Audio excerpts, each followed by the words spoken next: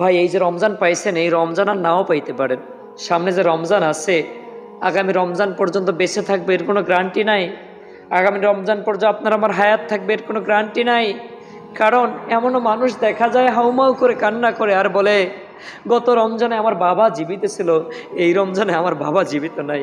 গত রমজানে আমার মা জীবিত ছিল, এই রমজানে আমার মা জীবিত নাই। গত রমজানে আমার ভাইটা জীবিত ছিল, কিন্তু এই রমজানে আমার ভাইটাও জীবিত নাই। এটা দুনিয়ার বাস্তবতা। আশেপাশে তাকাইলে দেখা যায় কত মানুষগুলো দোমরানো মসরানো লাশে পরিণত হয়ে এই দুনিয়া থেকে চলে যায়। সেদিন তো এক যুবক কান্না করতেছেন, বলতেছেন, আমার বাবাটা না জীবিত ছিল, আজকে আমার বাবাটা অন্ধকার কবরে চলে গিয়েছে। আজকে আমার বাবাটাকে কবর দিয়ে এসেছি। আজকে আমার বাবার কবর আমার বাড়ির পাশে বাঁশবাগানের নিচে, কলা বাগানের নিচে আমার বাবা শুয়ে আছেন। যেতে পারি না হুজুর, চেষ্টা করলেও যাওয়া যাবে না। ভাই এই রমজান পেয়েছেন, এই রমজানে নিজেকে পরিবর্তন করেন। আজকে কবরবাসীরা হাসে, রমজান এসে খুশি, কিন্তু আপনি আমি মুমিন বান্দা খুশি হতে পারলাম না।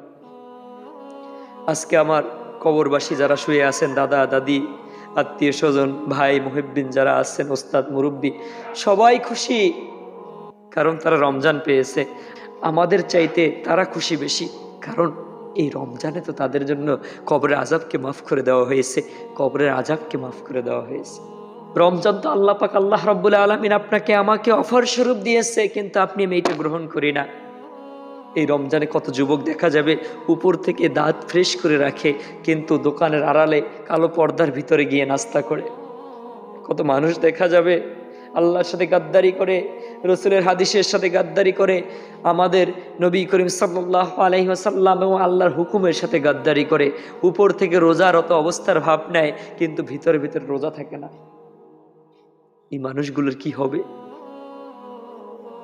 কারণ এরা কি জানে না আল্লাহ রাব্বুল আলামিন সব কিছু জানেন?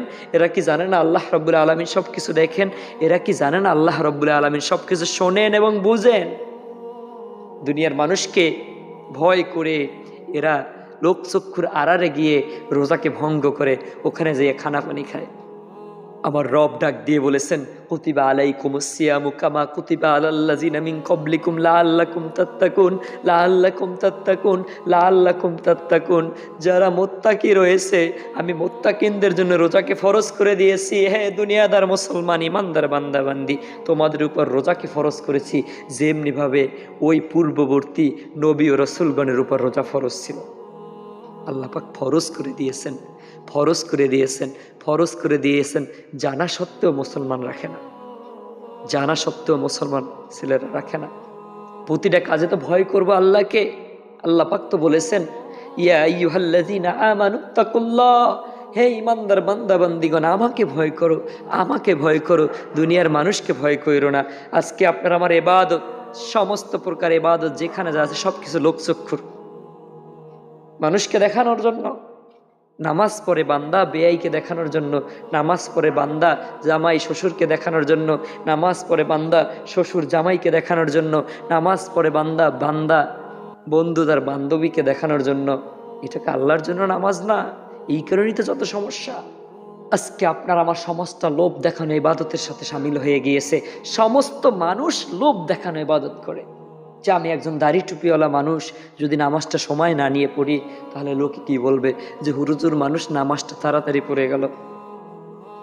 যে আমি একজন বৃদ্ধ মানুষ, যদি এই বসে সেজদা না দিই তাহলে মানুষ কি বলবে, যে বুড়ো হয়ে গেছে এখন আল্লাহকে সেজদা দিল না। এটা লোভ দেখানো, আল্লাহকে ভয় করে হয় না। আল্লাহকে ভয় করে যদি নামাজ হতো তাহলে বান্দা আপনি 5 ওয়াক্ত নামাজ আদায় করতেন, কোনো কিছুর পরোয়া করতেন না, কাজের প্রাধান্য দিতেন না, কর্মের প্রাধান্য দিতেন না, সংসারের প্রাধান্য দিত না। আজকে মুসলমানের ঘরে আজানের ধ্বনি চলে যায় ঠিকই, কিন্তু কাজ বন্ধ হয় না।